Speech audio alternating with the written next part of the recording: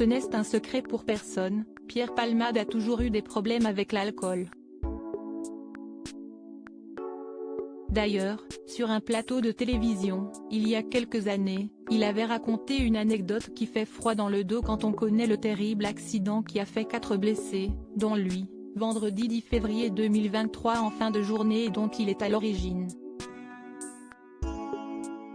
Il avait expliqué qu'il avait commandé un taxi à la fin d'une soirée et qu'un montant dans le véhicule il avait donné l'adresse de chez lui. Seulement, le chauffeur lui avait assuré qu'il y était déjà.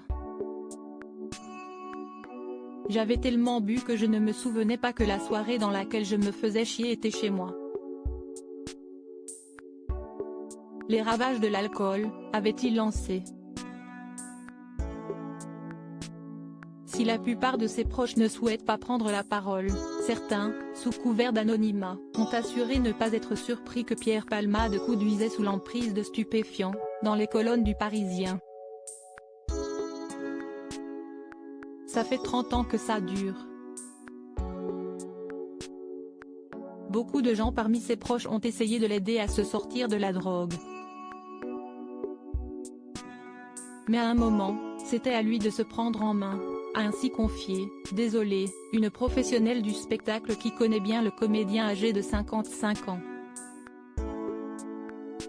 Certains comédiens pensaient que Pierre Palmade allait mieux. Un autre ancien collaborateur de Pierre Palmade qui a travaillé avec lui sur certaines émissions va encore plus loin concernant le comportement et les addictions de l'humoriste.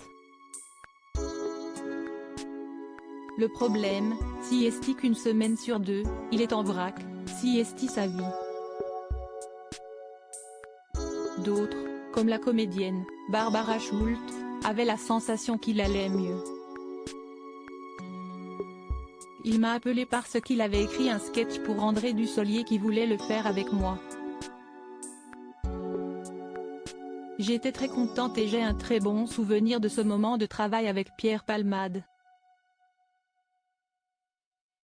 Il a été un merveilleux directeur d'acteurs, il m'a bien accueilli. Je ne le connais pas intimement, si est-il très dur ce qu'il se passe, a-t-elle déclaré.